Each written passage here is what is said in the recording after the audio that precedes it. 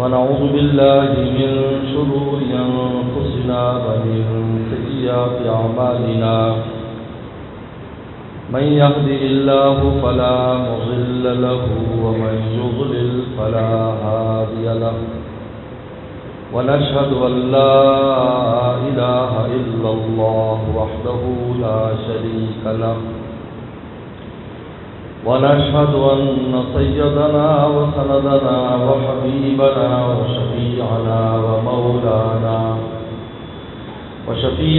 ومولانا محمدا عبده ورسوله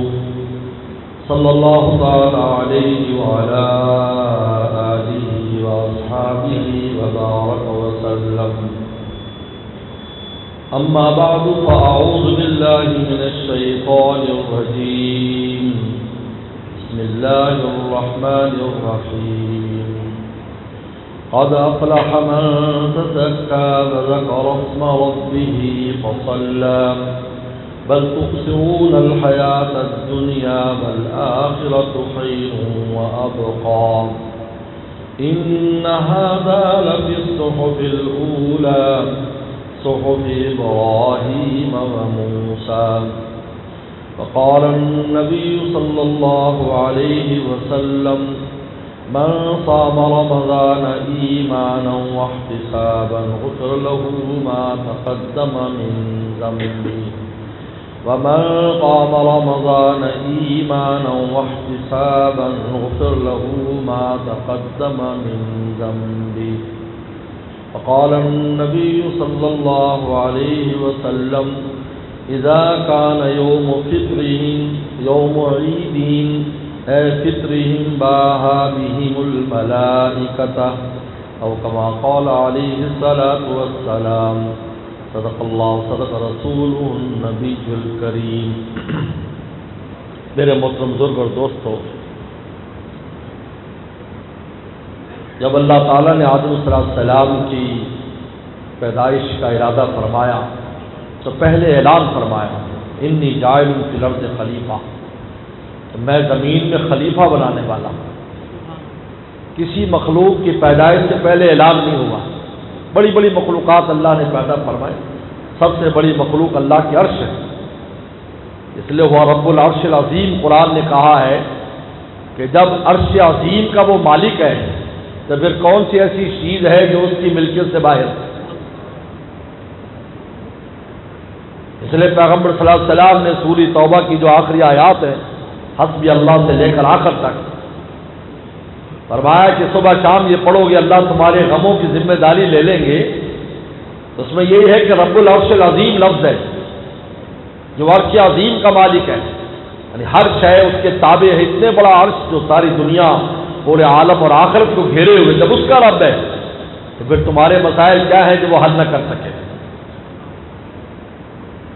لیکن کسی مخلوق کے پیدا کرنے سے پہلے اعلان نہیں کیا، لیکن حضرت انسان آئے اعلان فرمایا انی جاعل فی الارض خلیفہ.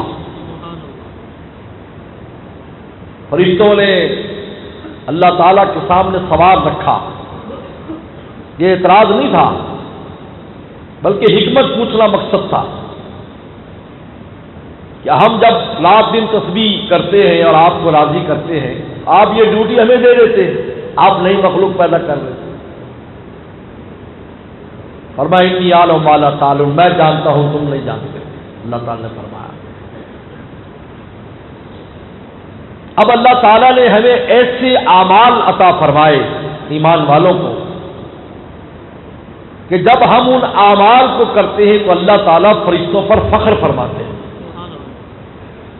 یہ دیکھو یہ انسان تھا جس کے بارے میں تم نے کہا کہ اللہ ان میں کچھ کمزوریاں ہیں، یہ غصے میں مغلوب ہو جائے گا، شہوت سے مغلوب ہو جائے گا، کھانے پینے سے یہ مغلوب ہو جائے گا، زمین میں فساد کرے گا، زمین میں قتل و غارت کرے گا. تو اللہ تعالیٰ نے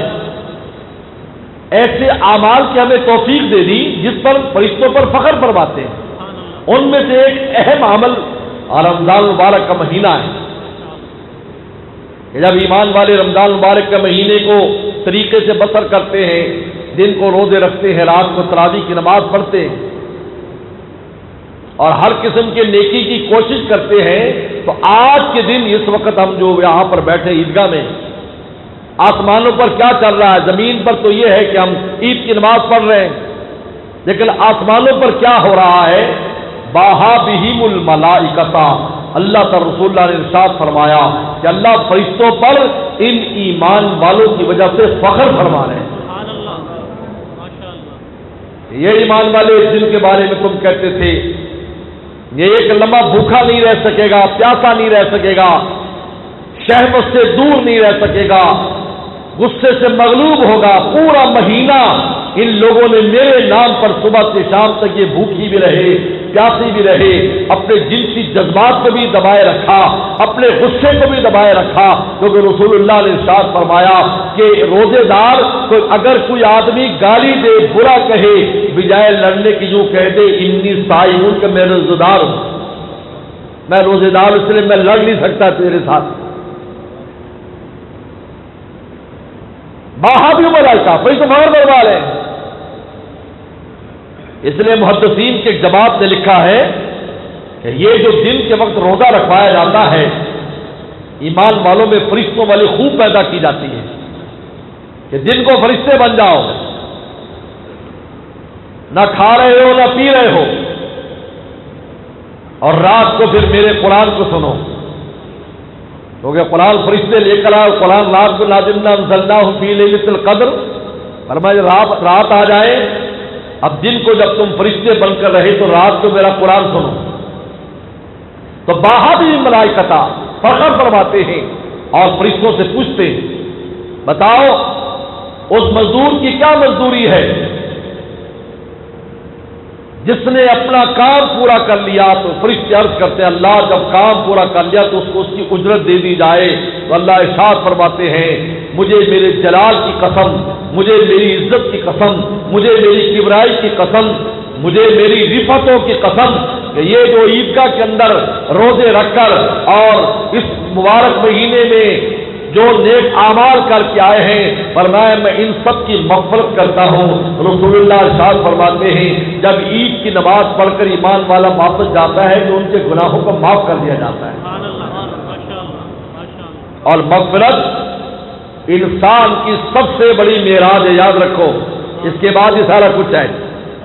جب آدمی کی مغفرت ہو جائے تو ہر خیر کا دروازہ کھل جاتا ہے۔ فمن زحزح عن النار وادخل الجنہ فقد فاز، کہ جو دوزخ سے بچا لیا گیا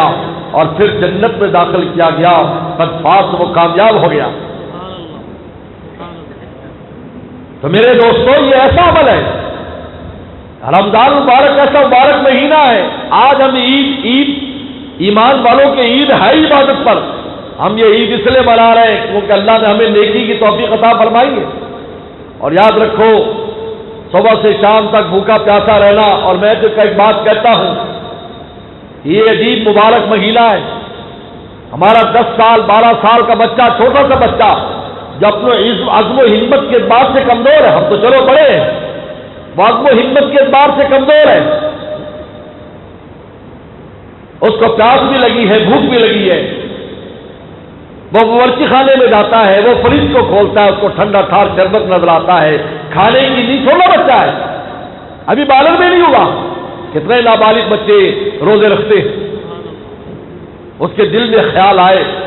یا اس کو کوئی کہے کہ بھائی چھپ کے کچھ کھا پی لو، کسی کو کیا پتہ چلے گا، تو اس کے منہ پر ایک ہی جواب ہوگا کہ کوئی نہیں ہے لیکن اللہ تو دیکھ رہا ہے۔ میں کہتا ہوں یہ وہ مقام احسان ہے جس کے لیے بزرگ محنت کرتے ہیں، بزرگوں نے اتنی ریاضتیں اس لیے کرتے ہیں کہ یہ مقام نصیب ہو جائے جس کو پیغمبر سلام نے مقام احسان فرمایا۔ جبریل صلی اللہ علیہ وسلم نے پیغمبر سلام کی وفات سے 20 دن پہلے تشریف لائے تو پوچھا تھا مل احسان، احسان کیا ہے؟ فرمایا ان تعبد اللہ کانک تراہ فإن لم تکن تراہ فإنہ یراک، اللہ کی ایسی عبادت کر گویا کہ تو اللہ کو دیکھ رہا ہے، ورنہ اللہ تو تجھے یقینی دیکھ رہا ہے۔ یہ مقام احسان کہلاتا ہے، یہی وہ مقام احسان ہے کہ جب انسان کو نصیب ہو جاتا ہے تو پھر یہ جو دنیا کی گندگی اور آلائشوں میں جو انسان ملوث ہے اس سے پاک ہو جاتا ہے، تو اس کو ہر وقت یہ خیال رہتا ہے کہ میرا مولا مجھے دیکھ رہا ہے۔ اگر یہ احساس انسان کا زندہ رہے کہ میرا اللہ مجھے دیکھ رہا ہے تو کوئی نالائقی نہیں کرے گا۔ اگر ایک بیٹا دیکھتا اپنے باپ کو دیکھتا ہے کہ اس کا باپ اس کو دیکھ رہا ہے، وہ کھیل رہا ہے یا کچھ بھی کر رہا ہے، وہ ایسی زبان سے نہ گالی گلوچ کرے گا نہ ایسی لڑائی بجائی کرے گا، کیونکہ اس کو پتا ہے کہ میرا ابا مجھے دیکھ رہا ہے، اگر میں ذرا بھی کوئی ایسا کروں گا تو میرا ابا پہنچ جائے گا، میرا کان کھینچے گا۔ اگر ابا کے اس احساس پر وہ بیٹا وہ بچہ نالائقی نہیں کرتا، بندے کو جب یہ احساس ہو کہ میرا ربا دیکھ رہا ہے تو وہ بھی نالائقی نہیں کرتا۔ فرمایا آپ نے ایمان اسلام کے بعد یہ مقام بیان فرمایا۔ لہذا شیخ الحدیث مولانا زکریہ رحمۃ اللہ علیہ فرماتے، کسی نے کہا کہ یہ اللہ اللہ یہ بزرگان دین کی منزلیں اور رفتیں، یہ بزرگوں کی یہ کیا چیز ہے، ہمیں سمجھا دیجیے، کہاں سے شروع ہوتی کہاں ختم ہوتی؟ فرمایا اخلاص سے شروع ہوتی ہے کہ ہر کام مولا کے لیے کرو، غیر اللہ کو خوش کرنے کے لیے نہ کرو، اللہ کو خوش کرنے کے لیے کرو۔ اور فرمایا کہ ختم کہاں ہوتی ہے؟ انتعبد اللہ کرنا کا ترا، اس مقام تک چلا جائے کہ ہر وقت چلے یہ احساس زندہ رہے کہ میرا مولا مجھے دیکھ رہا ہے۔ اللہ رمضان میں اس کی مشق کراتے ہیں، ہر آدمی کے دل میں بات ہوتی ہے۔ جسے ہمارے والد صاحب مولانا نیاز احمد صاحب رحمۃ اللہ علیہ بخاری شریف کی حدیث کے بارے میں فرماتے تھے، الصوم لی وانا اجزی بہ، کہ روزہ میرے لیے ہے اور میں اس کا بدلہ دوں گا۔ ارشاد فرماتے تھے کہ اس کی وجہ کیا ہے؟ کیوں فرمایا روزہ میرے لیے؟ نماز بھی اللہ کے لیے، سارا کچھ اللہ کے لیے، حج بھی اللہ کے لیے۔ فرمایا دو وجہ سے، ایک وجہ تو یہ ہے کہ روزے میں جو اخلاص ہے کہ آپ اللہ کے لیے کر رہے ہیں، یہ آپ اور اللہ کے علاوہ کسی کو پتہ نہیں۔ اگر آپ کا روزہ نہیں ہے، آپ روزے داروں کی طرح پھریں، اور آپ کا روزہ ہے، دیکھنے والا سمجھے کہ آپ کا روزہ نہیں ہے، آپ کو اللہ کے درمیان ہے۔ اللہ فرماتے روزے کی عبادت ایسی ہے جو میرے اور بندے کے درمیان ہے، لہذا قیامت کے دن جب یہ میرے دربار میں آئے گا تو میں انعام دینے کے لیے فرشتوں کو واسطہ نہیں بناؤں گا، براہ راست اس کے ہاتھ سے دوں گا، انا اجزی بھی۔ اور دوسری وجہ فرمایا کرتے تھے حضرت والد صاحب رحمۃ اللہ علیہ کہ دنیا میں بتوں کے نام پر ہر عبادت کی گئی ہے، سجدے بھی کیے گئے، طواف بھی کیے گئے، ان کے چڑھاوے بھی چڑھائے گئے، لیکن کسی بت پوجنے والے نے بت کے نام پر روزہ نہیں رکھا، روزہ صرف ایمان والوں نے مولا کے نام پر رکھا ہے۔ اور میں اعلیٰ عجزی بھی، کیونکہ یہ چیز ایسی ہے جو میرے علاوہ، اللہ فرماتے میرے علاوہ اس زمین میں کسی نے نہیں کی، میرے لیے کی ہے ایمان والوں نے، لہذا اعلیٰ عجزی بھی کہ جب اس کا بدلے کا وقت آئے گا میں اپنے ہاتھ سے دوں گا۔ بلکہ دوسری روایت میں تو انا اجزا بھی، بلکہ خود میری ذات ہی اس کا بدلہ ہے۔ مولا فرماتے گویا کہ میں اس بندے کا ہو جاتا ہوں جو میرے لیے روزہ رکھتا ہے، صوم لی وانا انا اجزا بھی، میں خود بدلہ بن جاتا ہوں۔ تو حضرت شیخ زکریا رحمۃ اللہ نے فرمایا اخلاص سے، تو روزہ ہمیں اخلاص بھی سکھاتا ہے کہ ہم صرف مولا کے لیے روزہ رکھتے ہیں، اور یہ احساس بھی زندہ رہتا ہے کہ میرا مولا مجھے دیکھ رہا ہے۔ اور تیسری اہم چیز جو روزے نے ہمیں سکھائی، باوجود ہے کہ ہمارے دل میں تقاضا آتا ہے ہم یہ کھا لیں یہ پی لیں، بھوک پیاس ستا رہی ہے، جیسے ابھی بہت گرمی کا موسم تھا، ہمارے والد صاحب رحمۃ اللہ علیہ فرمایا کرتے تھے کہ رمضان کا معنی گرم ریت ہے۔ جب آدمی روزہ رکھتا ہے اور پیٹ میں کھانا پینا نہیں ہوتا تو اس کو غصہ آتا ہے، یہ کہتے بھوکا شیر لڑتا ہے، پیٹ بھرا تو نہیں لڑ سکتا، کیونکہ اس کے اندر غصہ ہی نہیں اس کو آتا۔ کہتے شیر کا اگر پیٹ بھرا تو آپ اس کی گردن پر بھی پاؤں رکھنے میں کچھ نہیں کہے گا، اگر بھوکا ہوگا تو رات دن پالنے والوں کو بھی کھا جاتا ہے۔ تو رمضان میں جب انسان روزہ رکھتا ہے، بھوک پیاس کی وجہ سے اس میں غصہ آتا ہے اور اس کے اندر گرمی پیدا ہوتی ہے، کیونکہ خالی معدے میں گرمی پیدا ہوتی ہے۔ تو فرمایا کہ یہ آپ نے اس گرمی کو برداشت کیا،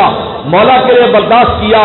اور پھر باہر سے بھی گرمی ہو جاتی تھی رمضان میں، باہر بھی گرمی تھی اور اندر بھی گرمی تھی، تو حضرت والد صاحب رحمۃ اللہ علیہ فرمایا کرتے تھے کہ جب انسان مولا کے لیے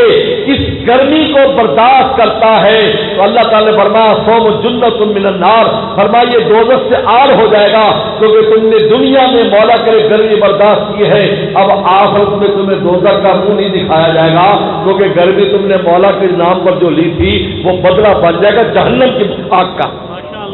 جنت من النار۔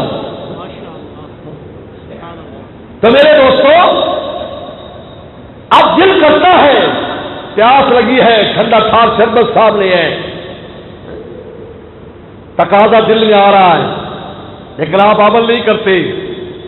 آپ کا روزہ نہیں ٹوٹتا اس تقاضے سے، روزہ باقی ہے۔ فرمایا کہ روزہ ہمیں یہ سبق دیتا ہے کہ تیرے دل میں گناہوں کے ہزار تقاضے آئے، میں یہ گناہ کر لوں، میں وہ کر لوں، یہ کر لوں،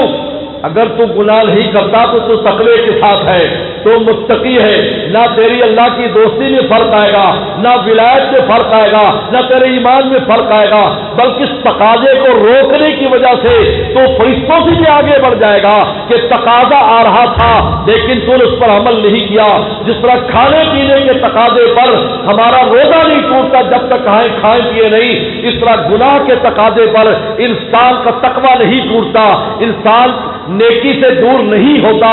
لیکن عمل نہیں کرنا، بلکہ یہی وہ چیز ہے جو مومن کو حاصل ہے، جس کی وجہ سے متقی ہے، جس کی وجہ سے اللہ کا ولی ہے، جس کی وجہ سے لعلکم تتقون فرمایا کہ روزے میں ہم تمہیں تقوی کی دولت دیتے ہیں، ہزار تقاضوں میں بھی تم عمل نہیں کرتے تو تم متقی بن جاتے ہو، بس زندگی میں گناہوں کے تقاضے آئے اور تم عمل نہ کرو، تم متقی بن جاؤ گے، تم فرشتوں سے آگے نکل جاؤ گے۔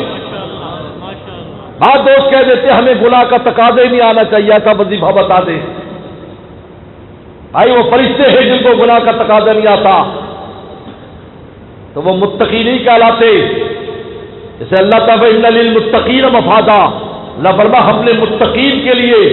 مفازا، ہم نے متقین کے لیے فوج اور کامیابیاں رکھی ہیں، ان کے لیے جنات رکھے ہیں، اور اس سے بڑھ کر فرمایا کہ متقین کہاں ہوں گے، پھر جنات و نہر اندہ ملیک مقتدر، فرمایا کہ ملیک فی مقعد صدق اندہ ملیک مقتدر۔ اللہ تعالیٰ اس تقوی کی وجہ سے کہ گناہ کے تقاضے آتے تھے آپ نے عمل نہیں کیا، اللہ نے فرمایا کہ میں اپنے پہلو میں ان ایمان والوں کو جگہ دوں گا، یہ مقعد صدق، مقعد صدق میں ان ملیک مقتدر، فرشتے تو دروازوں پر کھڑے ہوں گے، سیق الذین اتقوا،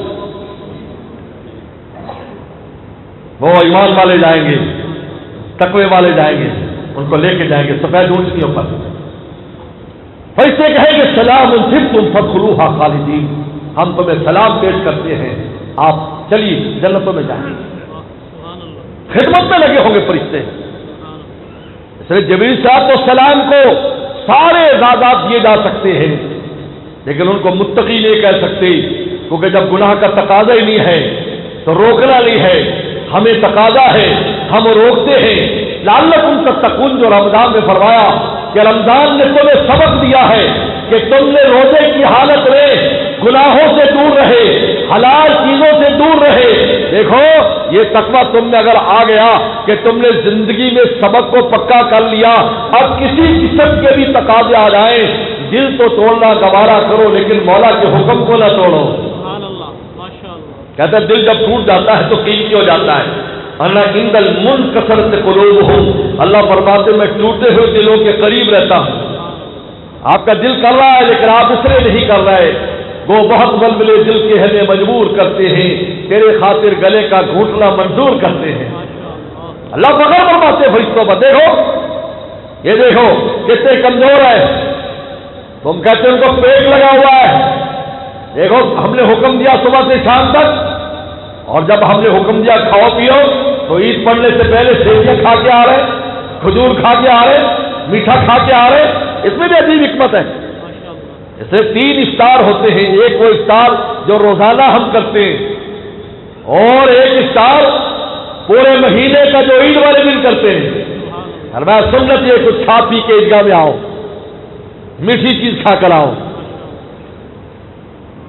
اور بقرہ عید کو سنت کرا دی کیونکہ یہ میٹھی عید ہے، وہ سلونی عید ہے،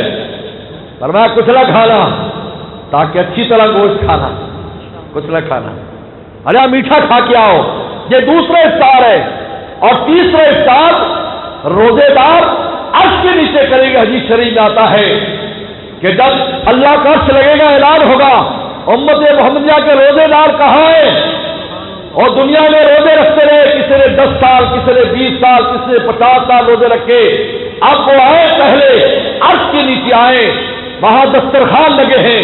فرشتے خدمت کے لیے حاضر ہیں، جنت کے ٹھنڈے خاص شربت اور کھانے موجود ہیں، کیونکہ دنیا میں میرے خاطر بھوکے پیچھے پیاسے رہے۔ کلوا واشربوا ہنیئا بما اسلفتم فی الایام الخالیہ، تم ان روزے کے دنوں میں تم نے کچھ کھایا پیا نہیں، آؤ پہلے تم یہاں پر افطار کرو ہمارے دسترخوان پر عرش کے نیچے، بعد میں حساب کتاب کا مسئلہ ہوگا۔ اور بزرگوں نے لکھا ہے، محدثین نے لکھا ہے،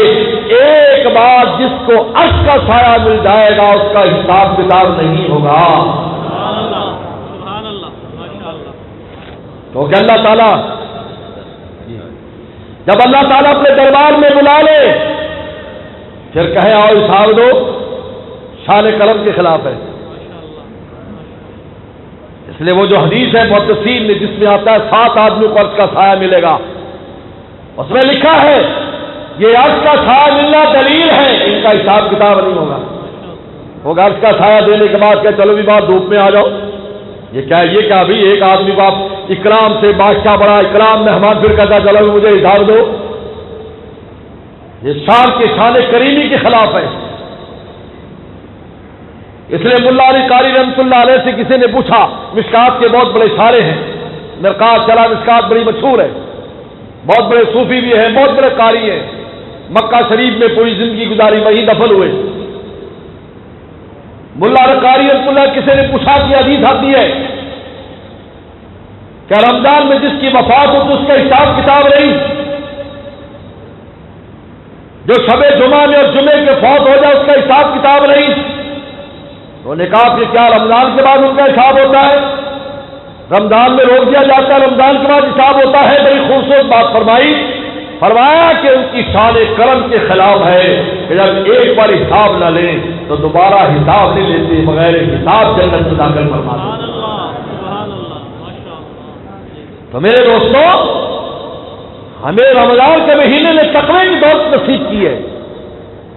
اور یہ سبق ہمیشہ کے لیے دیا ہے۔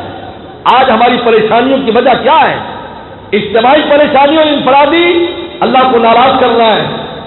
ہمارا تعلق مولا سے کمزور ہو گیا۔ اس لیے کہتے ہیں اللہ کی ذات کے ساتھ جب تک مضبوط نہ ہو تعلق، اس لیے موسیٰ صلی اللہ علیہ وسلم نے اپنی قوم سے کہتے یا قومی ان کنتم آمنتم باللہ فعلیہ توکلوا ان کنتم مسلمین، اے میری قوم اگر تم مومن ہو اللہ کی ذات پر بھروسہ کرو، اگر تم مسلمان ہو۔ مفسرین نے لکھا ہے کہ توکل کو،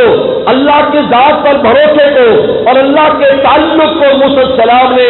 ایمان اور اسلام کے درمیان بیان کیا ہے۔ اگر تم اپنے ایمان کو مضبوط کرنا چاہتے ہو، اپنے اسلام کو مضبوط کرنا چاہتے ہو، اپنے ہر کام میں ذات الہی پر نظر رکھو، تمہارا ایمان بھی قوی ہو جائے گا، تمہارا اسلام بھی قوی ہو جائے گا، تمہاری زندگی بھی آسان ہو جائے گی۔ بیچ میں لائے علیہ توکلوا، اور توکل تب کرتا ہے جب ہر غیر نکل جائے، مولا سے تعلق مضبوط ہو جائے، تب ہے نا۔ آپ اپنے دوست کے ساتھ تعلق مضبوط ہے، آپ کو مشکل پیش آتی ہے، اور دوست کا خیال آ گیا یار اس کو فون کرو، ہمارا بڑا گہرا یار ہے، اس کو فون کرو، مشکل آئی ہے، کچھ نہیں کرے گا تو زبانی ہمدردی تو کر لے گا۔ آپ کا کسی محکمے میں دوست ہے، آپ کو کام پیش آتا ہے، آپ فوری طور پر آپ کا ذہن ادھر جاتا ہے۔ مومن جب اللہ سے ایسا تعلق پیدا کر لیتا ہے،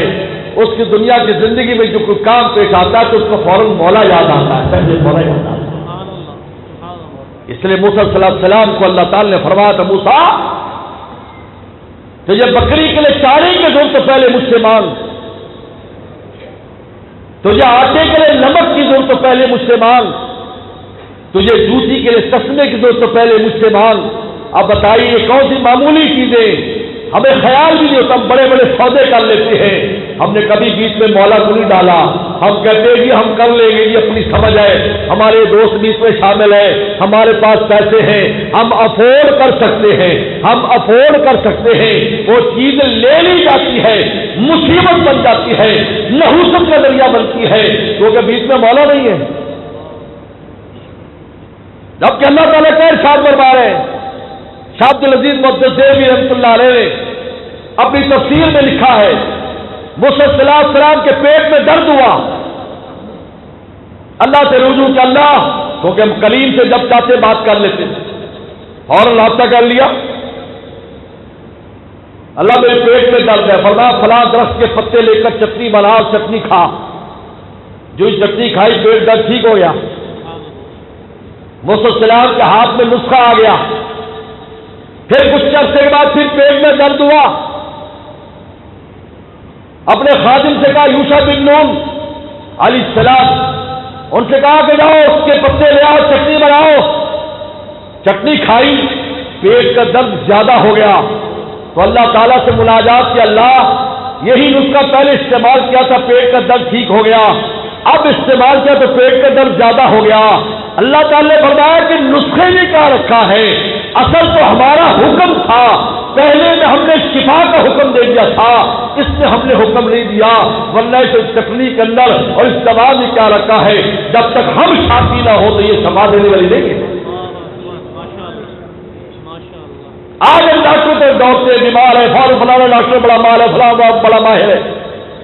اس لیے حضرت شاہ رولک صاحب رحمۃ اللہ علیہ جو حکیم محمد تھانوی رحمۃ اللہ کے خلیفہ تھے، کئی بار ان کی زیارت کی، فرمایا کرتے تھے 3 طرح اپنے مریضوں کا علاج کرو، سب سے پہلے رجوع اللہ کرو، اللہ کی ذات سے شفا مانگو، اس کے لیے صدقہ کرو، ذات الہی خوش ہو جائے بلا ٹال دے، پھر کسی بزرگ سے یا خود سورہ فاتحہ دم کر کے پانی پلاؤ، اس پر سورہ فاتحہ کا دم کرو جس کو رسول اللہ نے سورۃ شفا قرار دیا ہے، اس کے بعد ڈاکٹر کا علاج کراؤ، یہ 3 چیز سے تم علاج کرو گے، پھر دیکھو تمہارا مریض کیسے ٹھیک نہیں ہوتا۔ شفا تو اللہ تعالیٰ نے دوا میں اللہ نے شفا رکھی ہے، وہی ایک دوا ہے، وہی غذا میں اور آپ کھاتے ہیں، ایک وہ فوڈ پوائزن ہوتا ہے، اس کی موت کا ذریعہ بنتا ہے، اور ایک زہر بھی، خالد بن ولید زہر کا پیالہ پی جاتے ہیں۔ کسی نے پوچھا آپ کی اتنی طاقت کہاں سے آئی؟ کہا کہ زہر کا پیالہ میں نے اللہ پر بھروسہ کر کے پیا، وہ مجھ میں تریاق بن گیا۔ حکیم لوگ جانتے ہیں کہ جو زہر کا کشتہ ہوتا ہے، سب سے زیادہ طاقتور کشتہ زہر کا کشتہ ہوتا ہے جو کچلے سے بنایا جاتا ہے، انہوں نے کہا اللہ نے وہ مجھ میں کشتہ بنا دیا، بجائے میری موت کے میری طاقت کا ذریعہ بن گیا۔ مولا کی ذات بیچ میں، اللہ کی ذات بیچ میں آ گئی۔ میرے دوستو، رمضان نے ہمیں جو سبق دیے، صرف قرآن مجید سے جو تعلق ہمیں دیا ہے، اس کو قائم رکھیے، اللہ کی اس کتاب کی قدر کیجیے۔ اللہ نے ہمیں یہ کتاب اتنی آسانی سے دے دی، ہر جگہ موجود ہے، ہمارے پاس تلاوت کا وقت نہیں ہے۔ آج جادو جنات کے مسائل ہیں، پہلے زمانے میں کیوں نہیں تھے؟ اس لیے کہ قرآن مجید کی تلاوتیں گھروں میں ہوتی تھیں۔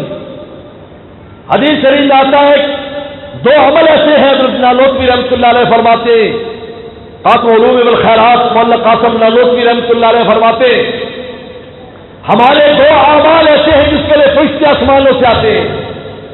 ایک، جب ہم تلاوت قرآن کرتے ہیں تو آسمانوں سے فرشتے اترتے ہیں قرآن سننے کے لیے اور اس کے نور کو لینے کے لیے،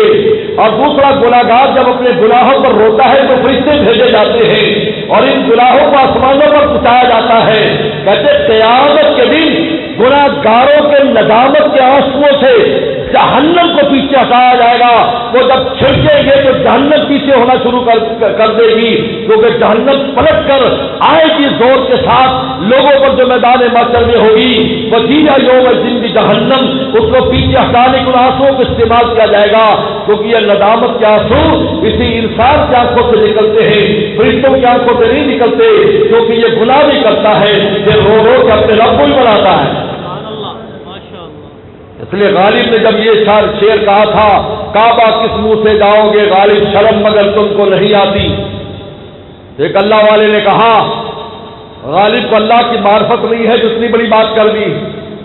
میں اسی منہ سے کعبہ جاؤں گا، رو رو کے ان کو بناؤں گا، میں اسی منہ سے کعبہ جاؤں گا، رو رو کے ان کو بناؤں گا، عزت کو خاک میں ملاؤں گا، یوں اپنی بگڑی بناؤں گا۔ غالب کو کیا پتا کہ اللہ تعالی کی ذات کیسے ہے؟ وہ تو انک عفو، دیکھو کیسی دعا تلقین فرمائی، لیکن انک عفو، اللہ آپ معاف کرنے والے ہیں، تحب العفو، اور ایسے معاف کرنے ہیں کہ معافی کو پسند کرواتے ہیں۔ آپ اللہ ہمیں معاف کر دیجئے، ورنہ آج بھی 2 4 10 بار معاف کرے، کہتے میں کب تک معاف کرتا رہوں؟ اللہ فرماتا عفو کا مطلب بے شمار بار معاف کرنے والے، اور تحب العفو، معافی کو پسند بھی فرماتے ہیں۔ بس میرے دوستو، رمضان کے سبق کو یاد رکھے، اخلاص پیدا کرے اپنی زندگیوں میں، غیر اللہ کو راضی نہ کرے، غیر اللہ کو خوش نہ کرے، تقویٰ پیدا کرے، قرآن مجید کے ساتھ اپنے تعلق کو مضبوط کرے۔ اب میں آخر میں آپ کے سامنے ماشاءاللہ الحمدللہ اللہ تعالیٰ کا شکر ہے، اللہ نے اس مسجد کو جب سے تعمیر کرایا ہے اس کا کوئی نہ کوئی کام چلتا رہتا ہے اور ایمان والوں کو حصہ ملتا رہتا ہے۔ آدم سلام سے پہلے خانہ کعبہ جنت کے موتی کا بنا ہوا تھا، اگر وہ رہ جاتا تو قیامت تک نہ مرمت کی ضرورت تھی نہ بنانے کی ضرورت تھی، لیکن آدم سلام آئے، اللہ نے اٹھا لیا، انہوں نے کہا آدم اگر یہ رہے گا تو تم ایمان تمہیں کیا ملے گا ایمان والوں کو، چلو میرے گھر کو تعمیر کرو، یہاں تک کہ ابراہیم سلام سے پھر اس کی تعمیر کرائی، ابراہیم قواعد من بیت و اسماعیل، اگر اللہ چاہتے اپنے گھروں کو خود بنا سکتے تھے، لیکن ہم بندوں کو اعزاز بخشنے کے لیے کہ من بنا للہ مسجد بن اللہ علیہ بیت فی الجنہ، جو مسجد بنائے گا اللہ اس کے لیے جنت میں گھر بنائیں گے، بلاؤ کا مفت سے قصاص، کیا چڑیا جتنی ہو، چڑیا کے گھونسلے جتنی، کیا مطلب اتنا تھوڑا سا پیسہ جس سے چڑیا ایک اینٹ جتنی بھی اگر وہ حصہ ملا دیتا ہے تو اس کے لیے بھی جنت میں محل بن جاتا ہے۔ الحمدللہ یہ مسجد کا کام، اب یہ اس کی چھت آپ دیکھیں کئی جگہ سے گر رہی ہے، تو اس کی چھت تبدیل کر رہے ہیں، اور چھت کے ساتھ یہ پیلنگ بھی تبدیل ہو رہی۔ چھت کے لیے بعض دوستوں نے پیسہ مہیا کر دیا ہے کہ چھت ہماری طرف سے لگوا لیں، اب پیلنگ کے لیے یہ 450 512 یہ پٹیاں ہیں اس پوری مسجد کی، جن میں 62 پٹیوں کا انتظام دفتر میں بیٹھ کر ہو گیا۔ چند دوست آئے تھے، ہم سب نے حصہ ملایا، 500 کی ایک پٹی ہے، 450 پٹیاں چاہیے اور 500 کی ایک پٹی ہے۔ اس لیے بعد میں جب چندہ مسجد کے لیے کیا جائے تو آج جتنا بھی مسجد کا چندہ ہوگا اس کو اس پٹیوں کے مد میں ڈالا جائے گا، یہ زیب و زینت ہو جائے گی۔ حضرت تمیم داری رضی اللہ تعالیٰ عنہ قندیل لے کر آئے تھے شام سے، مغرب کے وقت مسجد نبی میں لگا دی، اگر رسول اللہ صلی اللہ علیہ وسلم اپنے گھر میں تھے اور اس میں قندیل سے مسجد روشن ہو گئی تو آپ تشریف لائے، فرمایا کس نے مسجد کو روشن کیا ہے؟ لوگوں نے کہا تمیم داری نے، فرمایا اللہ اس کی قبر کو ایسی روشن کر دینا جس طرح اس نے اللہ کے گھر کو روشن کیا۔ معمولی بات نہیں ہے، یہ سب کچھ یہی دھڑا رہ جائے گا، 500 کوئی بڑی وہ نہیں ہے۔ اس لیے کوشش کریں کہ آپ اس اجتماع میں ہم اس میں یہ ہمارا کام پورا ہو جائے، اور انشاءاللہ تعالی اگلے ہفتے سے ہی اس مسجد کی چھت اور زیب و زینت کا کام شروع ہو جائے گا۔ اور آخر میں عید الفطر کا عظیم الشان اجتماع deputy commissioner Bahawalnagar captain retire Muhammad Waseem صاحب مبارک کے موقع پر ضلع بہاول نگر میں فول پروف سیکورٹی انتظامات کرنے پر تمام سیکورٹی اداروں قائم مقام ڈسٹرکٹ پولیس آفیسر فاروق احمد کمیانہ صاحب کا شکریہ ادا کرتے ہیں۔ اس کے ساتھ ساتھ صفائی ستھرائی سلسلہ میونسپل کمیٹی بہاول نگر کے شفیق بلوچ صاحب، خالد الوی صاحب، راشد شاہ صاحب، یاسین صاحب، افضل صاحب، ملک اختر صاحب، محمد احمد صاحب، ناصر صاحب، ان کی ٹیم کا شکریہ ادا کرتے ہیں۔ اور اس کے ساتھ ساتھ رانا محمد طاہر صاحب CDC افیسر محکمہ صحت، چودھری محمد آصف CDC ہیلتھ کو کرونا ڈینگی کے خلاف بھرپور کردار ادا کرنے پر خراج تحسین پیش کرتے ہیں۔ اور انشاءاللہ 10 شوال کو مدرسے کے داخلے شروع ہو جائیں گے، دراسات دینیہ عالمیہ کا 2 سالہ کورس ہے. میں سب دوستوں سے کہوں گا جو انگریزی تعلیم یا اسکول کالج میں یا نوکری کرتے ہیں،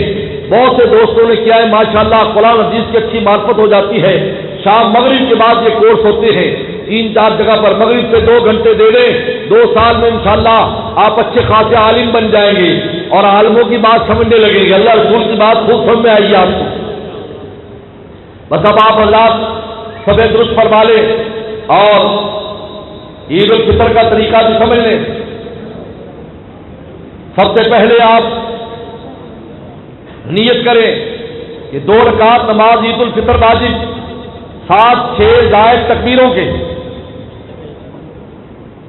جب پہلی تکبیر ہو اللہ کے لیے منہ قبلہ طرف پیچھے امام کے، جب اللہ اکبر کہی جائے تو اس کے بعد ثنا پڑھیں، ہاتھ باندھ لیں اور ثنا پڑھیں. اس کے بعد 3 مسلسل تکبیریں ہوں گی ثنا کے بعد، ان میں ہاتھ چھوڑتے رہیں اور تیسری تکبیر پر ہاتھ باندھنے، پھر تلاوت ہوگی، قرات ہوگی. اس کے بعد دوسری رکعت میں پہلے تلاوت ہوگی، آخر میں 3 تکبیریں ہوں گی اور چوتھی تکبیر پر رکوع ہوگا. اس کے بعد سلام ہوگا، سجدے ہوں گے، سلام ہوگا. اس کے بعد خطبہ اور دعا ہوگی. سب درست فرما لیں، درمیان میں جگہ مت چھوڑے، مل کر کھڑے ہوں.